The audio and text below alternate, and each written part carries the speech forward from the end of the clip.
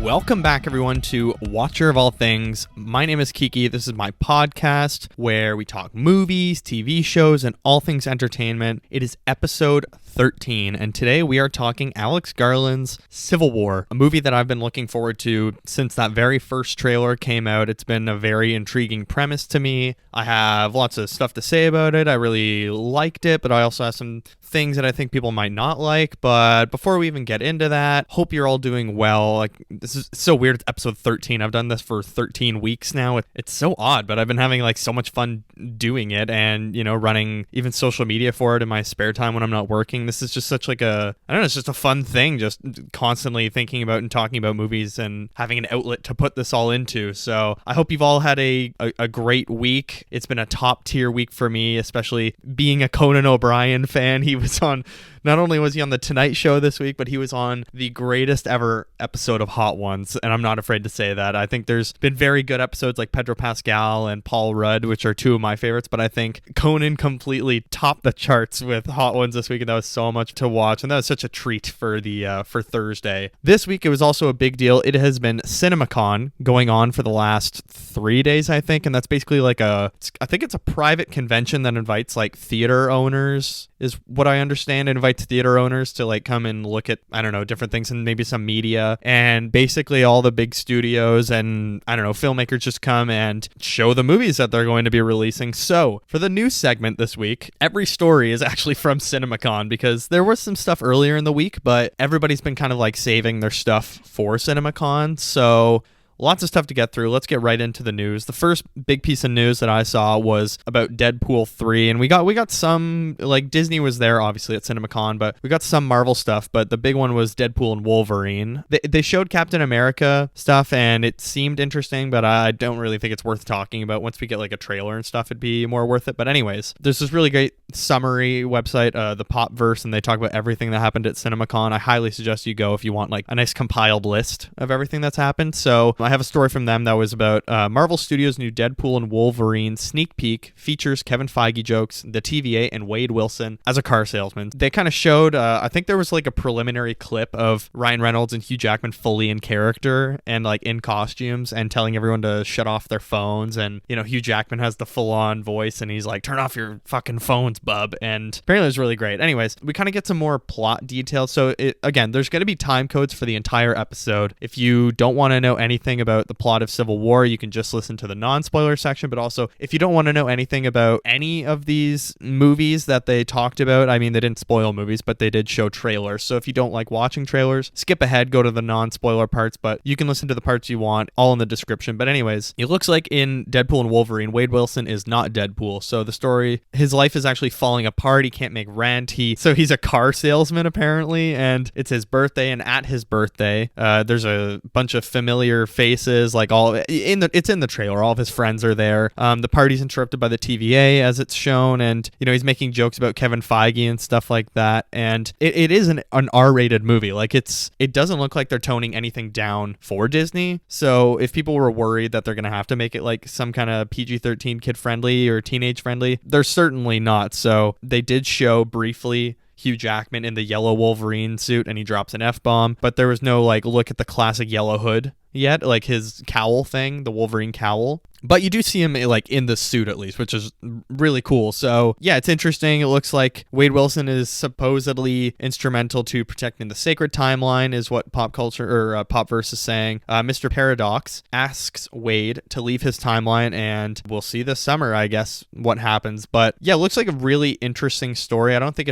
I mean, as sick as people are of everything multiverse recently, this looks like it's really going to be multiverse, but not in the way you think. It's just revisiting all the old timelines of like the X-Men and him, Wade Wilson, and possibly Wolverine having to kill everyone, which is really awesome. So there's going to be some really crazy cameos, of course. I mean, you have to expect it from a TVA movie, and it's a Deadpool movie, so people are going to be on board with that. I'm really excited for it. It looks really fun. I'm not a huge Sean Levy fan. I think a lot of his movies are meh, but I really hope this does well. I hope it can be a bit of a resurgence, and I think it could be a resurgence for Marvel, because they've been just, I don't know, they've been putting out pretty mediocre stuff mostly since Endgame. game. So who knows? I think this could be a good kicking up a gear. But a huge thing that we know absolutely nothing about basically was Gladiator 2 footage was shown at CinemaCon, which, I mean, Gladiator's a classic, and this one stars Paul Mescal and Pedro Pascal, Denzel Washington, crazy. So let me find the footage description here. So Paul Mescal stars in the film as Lucius, who finds himself in the center of all the action as he gets into bloody battles and actually faces down a rhinoceros. But there's also like a shark, murderous baboons, and possibly an alligator. In a parallel storyline, we see the white-robed and privileged Pedro Pascal struggle with the whims of bloodthirsty emperor, played by Joseph Quinn from Stranger Things and the new, like, A Quiet Place, the kind of prequel movie. Apparently, we did see Denzel Washington show up in just a bit of footage, but we don't really know who his character is, and Paul Mescal's character even asks him, "Who are you?" It seems like they're really keeping stuff under wraps for Gladiator 2, which I like. It's not clear, like, who anybody is really playing or relation to others, I think. I haven't watched the first Gladiator in forever, so I don't know. It's probably a good idea that I should revisit it. But I'm excited for this. I think Ridley Scott recently has had a lot of meh movies that I haven't really been interested in, but this is really cool. I think the cast is really great, and it's performers that I'm really interested in, so I'll definitely be down for that. But some more exciting news for myself this weekend from CinemaCon was they showed the first trailer for Bong Joon-ho's Mickey 17. Robert Pattinson and Bong Joon-ho were there, and they talked to the crowd, and it opens with Robert Pattinson losing his hand. It floats through space. Pattinson uses a unique voice, so you've already won me over when he gets to put on a weird voice. Pattinson's character dies and is reprinted multiple times. Stephen Yeun asks him what it feels like to die. Robert Pattinson comes face to face with multiple versions of himself whom Mark Ruffalo declares must be exterminated. The footage ends with one version of Pattinson trying to kill another version. So this film is based on the book. Basically, this clone is sent on suicide missions and he dies every time and they just reprint him. I'm guessing one version of himself doesn't die and the 17th version has to go kill himself and then maybe save himself from dying, or the 18th version. But anyways, it's Mickey 17 instead of 7 because he just dies an extra 7 times. Really cool premise. Once I'm done reading all 6 Dune books this year, I think I will definitely read Mickey 7, or maybe I'll wait until after the movie. I don't know. I think the Dune books are the only books I'm willing to have spoiling movies for me. So, and it's funny because like Bong Joon-ho said he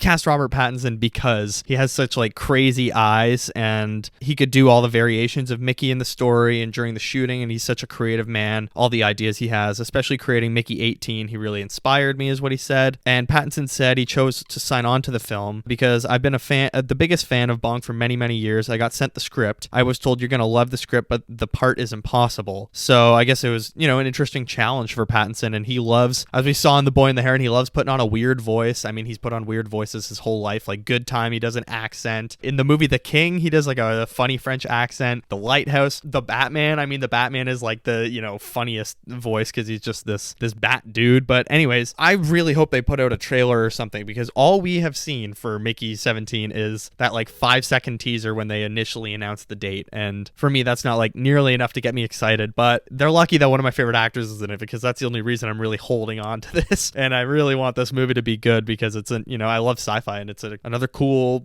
story. So I saw only positive things about the footage from CinemaCon. Like every outlet or every, influencer and media person that I saw went to CinemaCon, they all said it was actually surprisingly funny. Like it kind of looks like a dark comedy almost, and Robert Pattinson has like a really funny voice on him. So yeah, it looks really good, looks really promising. I mean, I haven't really seen anything at CinemaCon that was shown and people saw it was dog shit or thought it was dog shit. Everyone's been like, oh yeah, it looked really cool, it was like cool to see. I haven't seen any people like, oh, they showed that and it looks rough. So I'm guessing all the studios only brought the stuff they're really proud of. Speaking of Robert Pattinson and Robert Eggers, who he worked with on The Lighthouse, I believe that's Robert Eggers, he showed a sneak peek of Nosferatu, which I think Robert Pattinson was supposed to be in but had to step away. He showed just like a sneak peek at CinemaCon, and I think it comes out December 20th, so Christmas 2024, December 25th. Focus Features debuted an early sneak peek of the film. The footage begins with a woman calling to some unseen figure, come to me, hear my call. And I think it's Lily Rose Depp. Is that who is the lead? I think so. And then what follows was a very stylish gothic fantasy land with rats and pigeons, along with some very spooky yet still beautiful imagery. There were burning churches, lots of blood and bad dreams. It felt poetic, weird, and graphic. If you're a Robert Eggers fan, like I am, this is right up your alleyway. And I think it has like Nicholas Hoult is in it. Yeah, a pretty sweet looking cast. So It looks awesome. I really I just want all these trailers to be out because it sucks that CinemaCon is so private, that it's a private convention, because all this stuff is like what people want, but I guess it gets movie theater owners excited. So it sounds pretty cool. I like Robert Eggers. He did The Northman, The Lighthouse, and I loved both of those movies. So I think, yeah, that's the two he's done that I've seen, and I loved both of those movies, so I'm really excited for this. I would watch anything he does, really. So they've been doing like the kind of John Wick spin-offs. They did the, what's it called? They did The Continental from the World of John Wick, which was a TV show that came out earlier this year. And then they announced they're doing a show. I think it was initially a show. I might be wrong about this, called Ballerina with Ana de Armas. And then I think it switched into a movie. So they showed some footage at CinemaCon, and I think Keanu Reeves actually shows up in the footage. So if you're a big John Wick fan, I think this is another thing you could be excited. I don't know. Did people like The Continental, or did they feel like it's like this doesn't feel the John Wick universe, or did they like the random coin currency and like weird secret society stuff? I don't know. I didn't watch that. I think my parents watched it and they liked it. I don't know. I might check that out. I like the John Wick movies a lot, especially like the first, and I don't know, the fourth is cool too. I think the first and fourth are like my two favorites. I think 2 and 3 are still really great movies. If I'm not sure if Ballerina is a prequel series or is it a sequel to like a sequel spinoff, but if John Wick shows up, that means he's alive. And I kind of just hope they like kill the character, because I think 4 was a really good ending. So spoilers if you haven't seen John Wick 4, which came out last year. So he supposedly dies at the end, but every movie he supposedly dies, and then he's back, he just fell off a building. But yeah, that could be really cool. I hope it does well. I hope we get more John Wick. I would be okay with more John Wick universe stuff. I feel like maybe John Wick himself should, I think they should just kill him at some point and stick with that and have an emotional ending. And I feel like 4 was actually an emotional ending. Stick to your guns. I mean, Monkey Man, I think it is. I don't know. I said last week that I could totally understand that people would think that Monkey Man is from the John Wick universe, but if they did keep the open ending and bring back Dev Patel's character, if they did do a second one, I feel like that's a good franchise to kind of take the torch from the John Wick movies, because that movie, I'm telling you, since I did my review last week, I've actually just kind of grown more fond of the movie itself. Like, it's just really good. I mean, it is messy. It's a first-time director's work, but it's still really fun. Definitely when it comes out on physical media, I would get that in a heartbeat on Blu-ray, and that's a good action movie that I think everybody can just enjoy. It's breakneck pace and it's really fun to watch. But anyways, Ballerina, it's going to be a movie with Ana de Armas, and John Wick is in it, I guess. I think they showed some footage and John Wick shows up in the footage, so whatever that means for the John Wick universe. Final piece of news. Okay, I love to rag on the Joker movie because I think it was so dumb, that first movie. I think it was so society, blah, blah, blah, and like incel fuel. But the second movie, Joker 2, Folie à Deux, the trailer came out this week, and I have to say it actually looks pretty good. Like I don't know, the Lady Gaga stuff looks interesting, and there's the really cool shot at the end where, he draws the lipstick on the window that I know all the incels go crazy online for it, but it actually does look like an interesting story. And if it gives us something different from the first one, I mean, this one's a musical, I guess, but not like a traditional musical as we know, I think. But I have to say, the trailer, when I watched it, I wasn't hating it immediately. I was like, you know what, this actually kind of looks somewhat interesting. But the only thing I really hate is that they're using the Batman universe and just taking Batman, my favorite character from that universe, and he's just like nowhere to be seen, and they're just doing a Joker movie, which I understand. Like, it feels like Joker was like the Sony movies that do Spider-Man movies without Spider-Man. So, whatever, I'm willing to forgive Joker 1 and go into the second one very open-minded, because if it actually is really great, I would love that, because the trailer looked really promising, and I was a little excited after. The poster looks like dog shit. It looks terrible. It looks like AI generated. It's so Photoshop, glossy, ugly blue. But the trailer itself looked really interesting. I think Lady Gaga looks really interesting as Harley Quinn. I still think Margot Robbie is the ultimate Harley Quinn, and she's great. This can be something different. It looks like they're both inmates, maybe. If you haven't seen the trailer, I would say go watch it. And to be honest, I don't know. Looking at the second trailer, I feel like you don't even need to watch the first movie. If you hadn't seen Joker, I don't really think you need to watch it to understand what's going on in this one. But for a movie I hated the first one, I think this actually looks okay. And I might actually enjoy this. So, maybe the world is healing. But I think that's enough for the news. Once again, there will be timestamps And if you want to skip around, listen to different parts, if you don't want spoilers for Alex Garland's Civil War, I feel like there's not really a lot of spoilers you can give away other than the really, like, I think there's only like really two big moments in the film to give away. But anyways, I'll start with non-spoilers. So that was the news. CinemaCon, it was, I think, lots of promising stuff. I think it's still going to be a really great year for film. There's lots of, I mean, there was so many pieces of news I had to cut out. They're making like an R-rated Ninja Turtles movie, which will be awesome, like The Last Ronin. The Transformers 1 is coming out at the end of the year. They showed the logo. James Gunn was there talking about Superman, and that next year him and the cast are actually going to be attending and we'll see stuff. Yeah, it looks like Damien Chazelle is making a new movie. He's out of director jail, which, I mean, Babylon was like an enjoyable movie, but I do think it was a bit of a mess. Don't understand why they would put him in director jail, because he's made great stuff when there's other filmmakers that are just making slop every year. So much great stuff at CinemaCon, so much news this week. I very much look forward to seeing everything else that is revealed. But let's get into the movie of the week. Let's start the review. Alex Garland's action war film thriller Civil War, an hour and 49 minutes, and it is a brisk hour and 49 minutes, I have to say. The Google in a nutshell summary is intense, brooding, thrilling. It has 84% on Rotten Tomatoes critic score, 86% audience score. The critic consensus is tough and unsettling by design. Civil War is a gripping close-up look at the violent uncertainty of life in a nation in crisis. It has 78 on Metacritic, so it's got generally favorable reviews, and the budget was apparently $50 million. It's directed by Alex Garland, whose work I really enjoyed. Ex Machina is like one of my favorite movies. I think that is a really great film. Rob Hardy, cinematographer.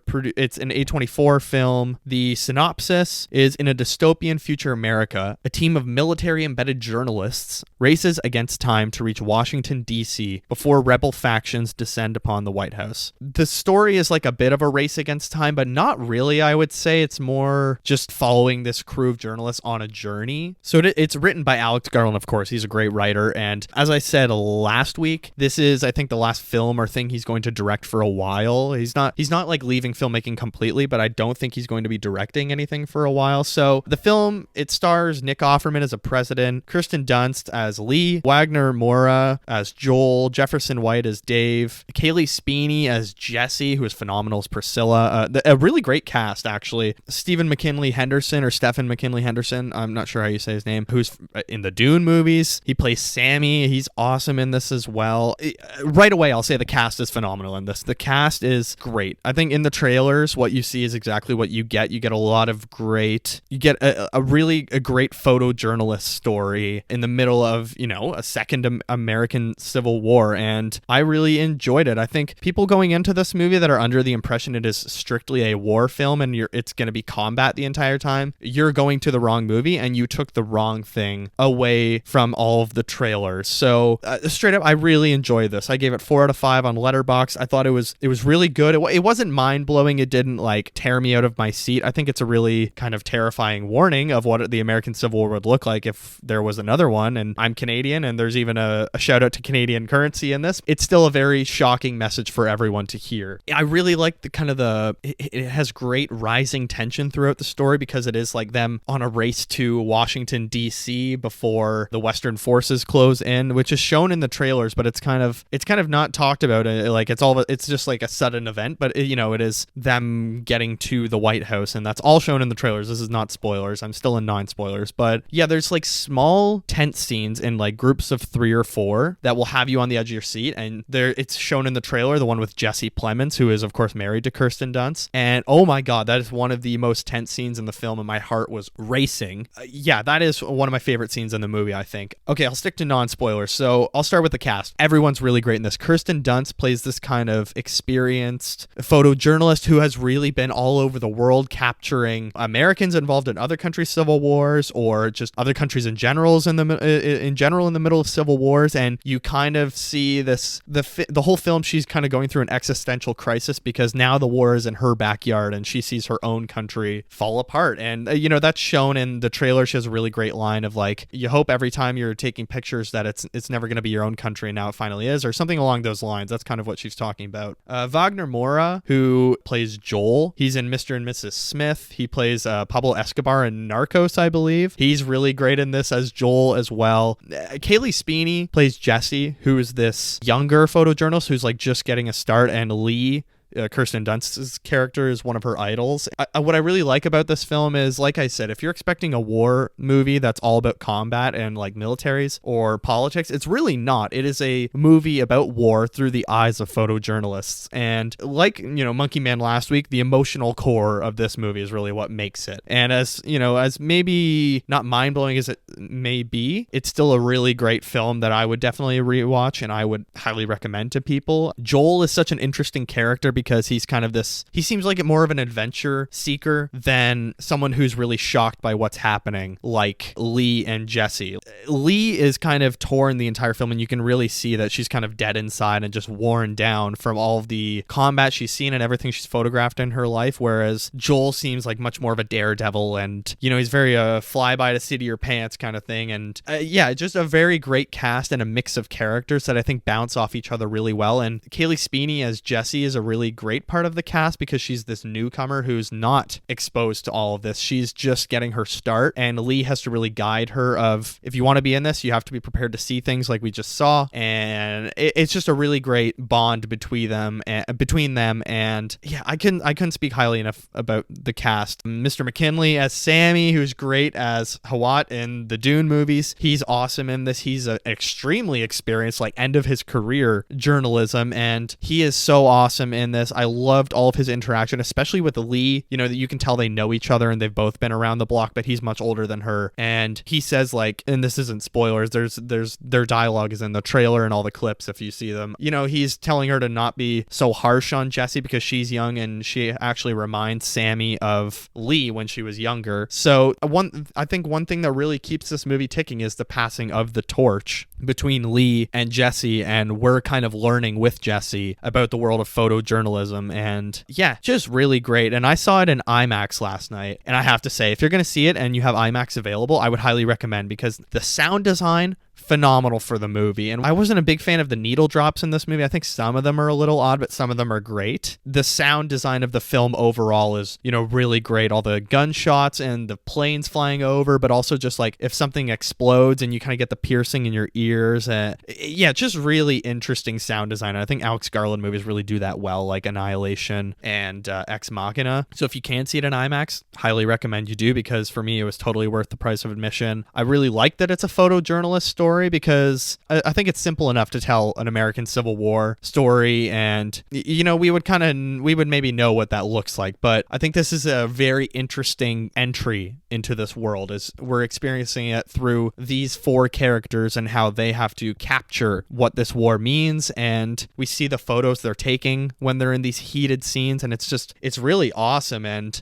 man, the photos they take are haunting as well, and the fact that like they witness terrible things, but it's actually good fodder and good stuff for them. They're not meant to comment on it, they're meant to capture it and help other people raise questions and stuff like that. So you can kind of see they have to abstain. And that's one real criticism I think people are having for this film, is that Alex Garland really does politically abstain from any commentary. And I've seen articles talking about how this is a great warning because it talks about US politics, but it really doesn't. And people may see it as a weakness, and sometimes it is a weakness, but the film really lets you fill in the blanks of what this war is about and why the Civil War started. And it gives you small hints, but it doesn't really dive into the politics of the world and why each side is fighting. It says in the trailer, pretty much what they tell you in the trailer is what you find out in the movie, that there was a president who maybe changed the constitution and he's a third-term president, and now it's like a dictatorship, and that explains why the Western forces are Texas and California. And pretty much what you see in the trailer war-wise and like combat-wise is what you get. That's not the focus of the story, which I kind of really like. I was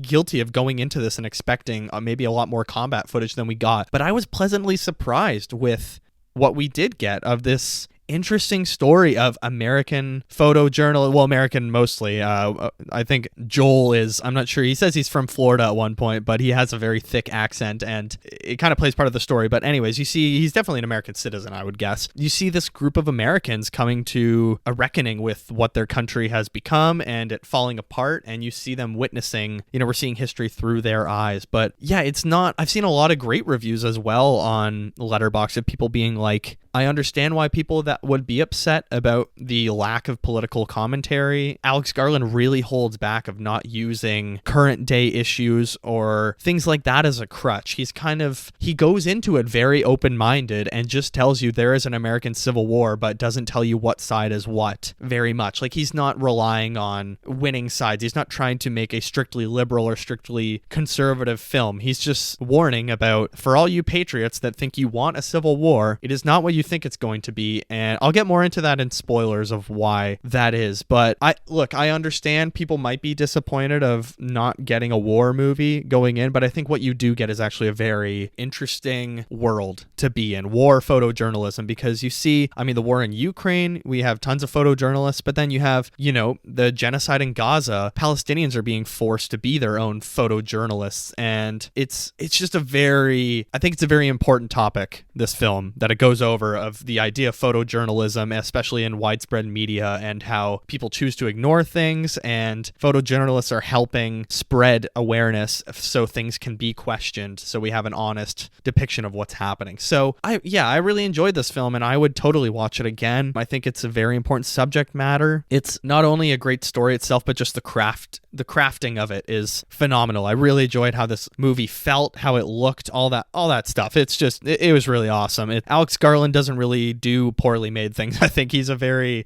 great filmmaker. And I'll just quickly say, like I said, for all the, American patriots or people in the world that think, oh, America, we need a civil war because we would just dominate. You don't want that.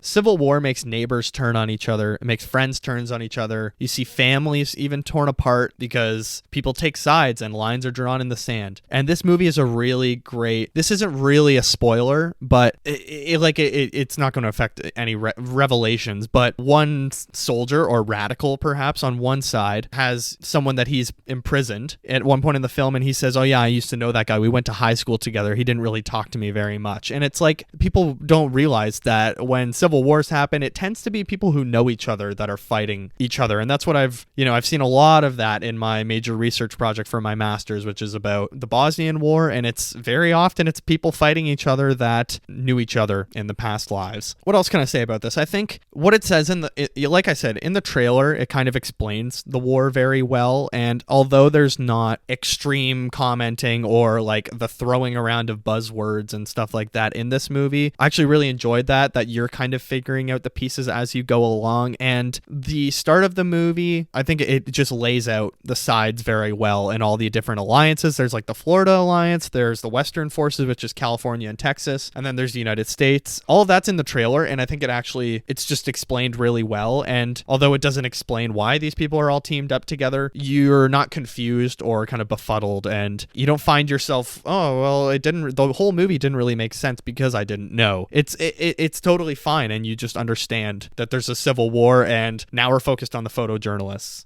And the movie it's very apolitical, but also the journalists in the film, I think Joel is really the only one that kind of talks about what side. I don't know.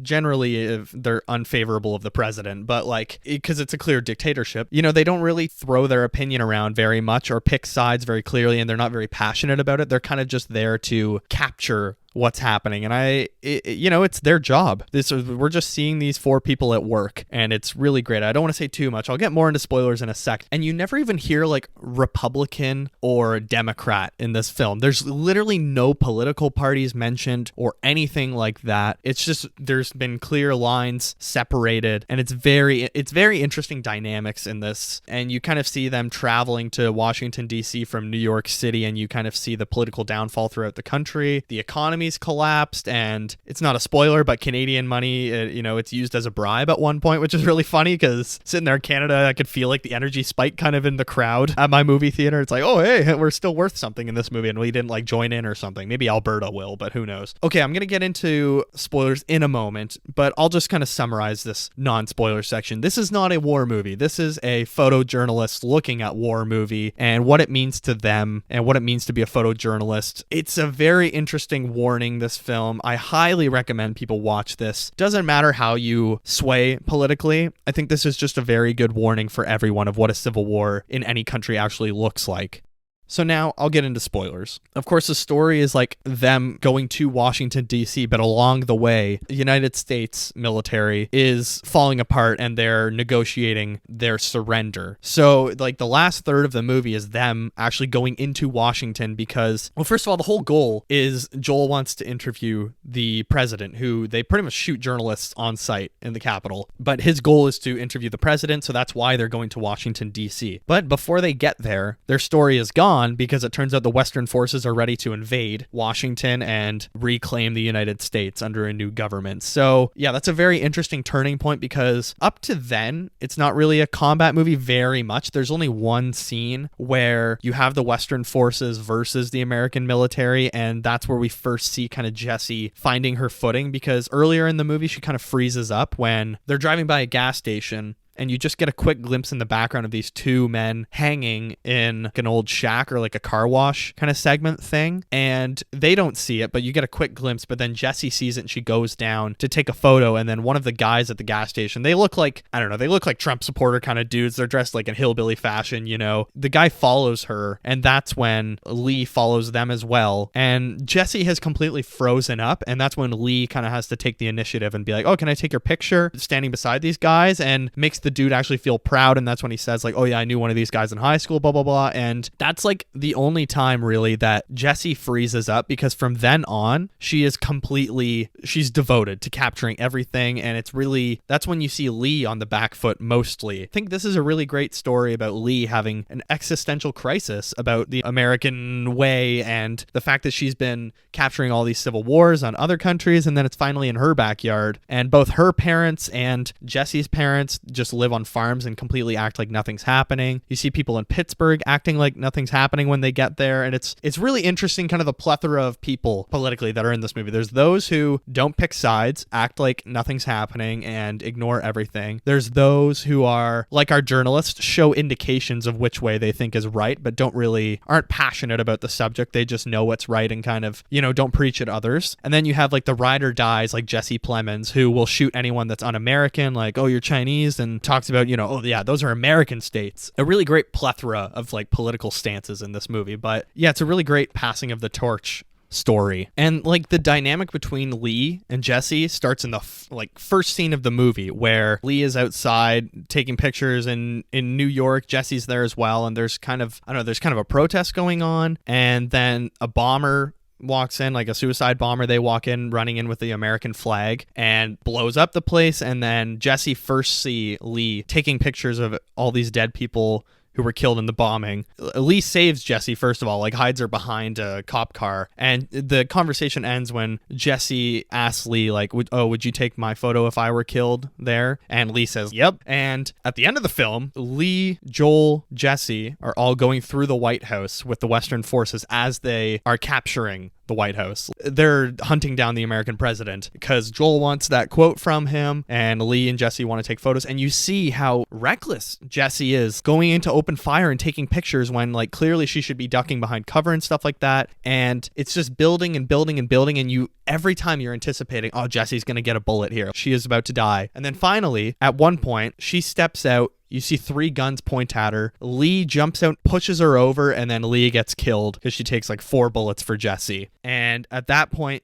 Jessie is taking pictures of her the entire time as she's being shot, and she falls over. And you kind of get that in that reverse of the quote at the start and like a callback. And it's chilling. Like you see the torch has been fully passed, and she got the shot of legendary journalist Lee being killed. Yeah, heartbreaking ending. And then they get into the Oval Office where the president is hiding under his desk, which I thought was kind of stupid that he wouldn't be in like a bunker or something, but I guess he had plot armor. They're about to surrender, and Joel tells the soldiers, no, wait, don't kill him. I want to get a quote. And he asks, like, Mr. President, like, what do you have to say for yourself? And all he says is, like, don't let these men kill me, or don't let these people kill me, or whatever. Don't let them kill me. And Joel just says, got it. And then they shoot the president. And that's where the film ends. That is the ending. For the people that wanted a war movie, the whole last, like, third act or whatever, the last 30 minutes is all just them in Washington watching crazy gunfire in IMAX. It's so loud. It was awesome. It was such an immersive experience. Like, you're like a journalist. You're on the ground just like watching this all unfold and its history, and just crazy. But yeah, in the end, Lee gets killed, and it's just like a super sad ending. But at least, Jessie got her shot, and now the baton has been passed. And yeah, there's like 3 specific scenes, or I don't know, 4 specific scenes that I really stuck out to me in this movie. The first one I already mentioned, where they go to the gas station and they see the guys hanging there, and then they want to fill up their gas, and it's clear that, these guys are armed at the gas station, and they look like separatists, or not separatists, they look like American supporters of the president and, a couple patriots, country boys. And so they bribe them with $300 Canadian, which of course the American economy probably collapsed, so who knows how much that would have been worth. Another scene was, of course, them taking the White House, which really stuck out to me. The Jesse Plemons scene that's in the trailer, where he asks, what kind of American are you? One of the most chilling scenes. Like, I was so nervous throughout it. He just kills 2 of the guys, that the 2 other journalists they meet up with, and like ruthlessly, he just looks at them and fires a shot into them, and it's terrifying. And you think they're gonna get shot, and then Sammy, who didn't go with them, drives in and just plows over Jesse Plemons and the other soldier that are there, hits them with a car.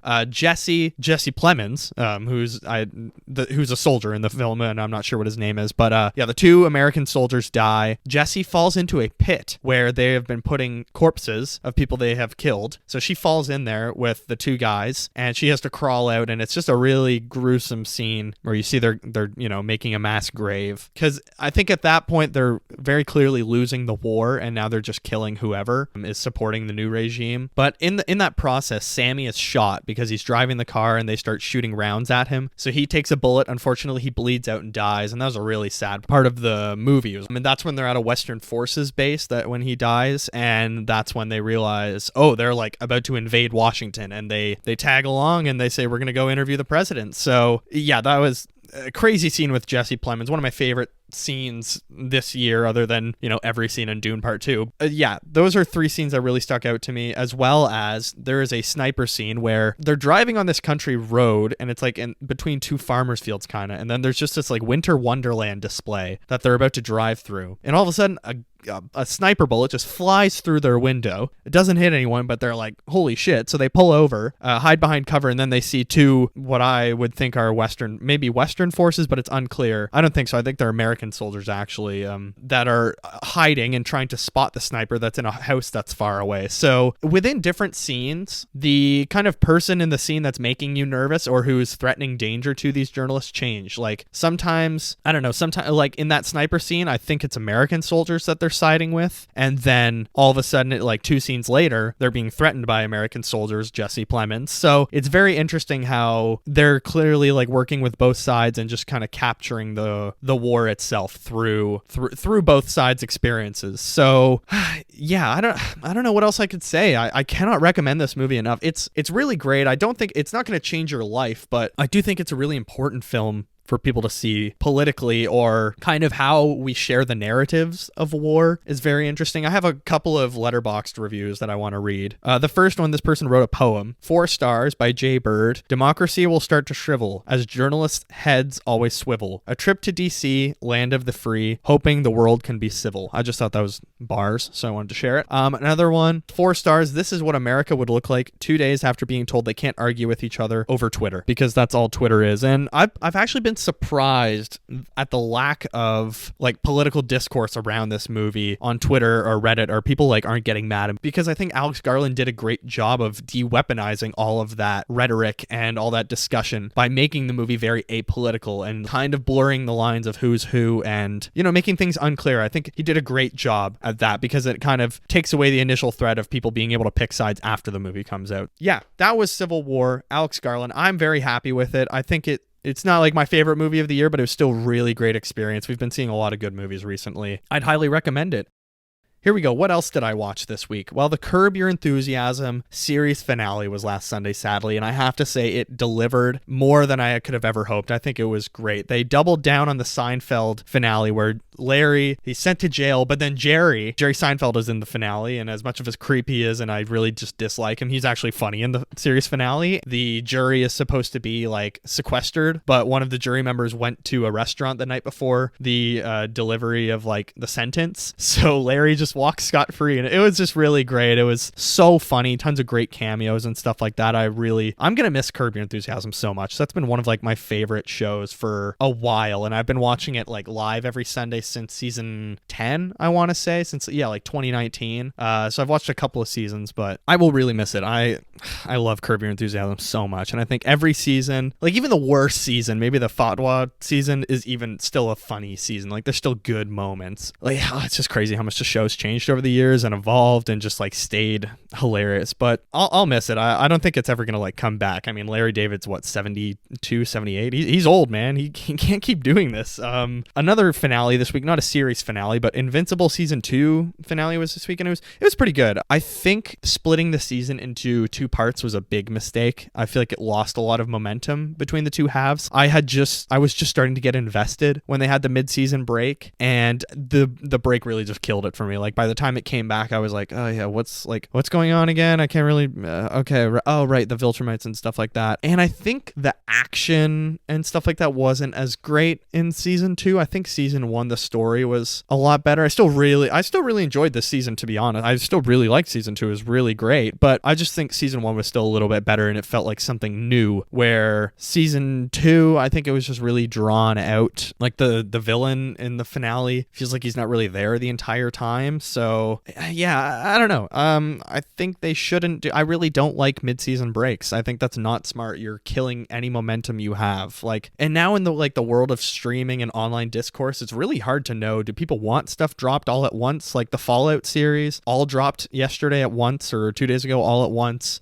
Some shows, they release in 2 parts, half a season, like Netflix is doing and now Prime is doing, I guess. It's just, I'm really not a big fan of that. So I hope season 3 isn't like 3 more years, because I'm sick of waiting for that show. Rebel Moon was another thing I watched last weekend, because the new one comes out actually next week on my birthday. So I'll talk about that in next week's episode. And I have to say, it was like pretty dog shit. I really did not like it. It felt like edgelord Star Wars, like Zack Snyder trying to really be something. I don't know why they keep giving this guy movies. It's not good. It's stylish, and you would think it would be good, but then there's just no substance. It's paper thin. Some of the CGI is absolutely terrible. Sometimes it looks like they're literally just filming with the volume an inch away from the camera, and you can tell where the barriers are. But also just some of the performances are atrocious. It's so much just people standing and talking to each other with uninteresting dialogue and one-tone performances. That's just a really weird movie. So part 2 comes out on Friday, and it's funny because he says like, oh, the director's cut of Rebel Moon Part 1. It's like, dude, what do you mean director's cut? I thought you said they gave you full control over everything. So this whole director's cut thing is just getting so far out of hand. Like, you can't keep having second tries at movies. You should try making something really good on the first try. Part 2 comes out Friday.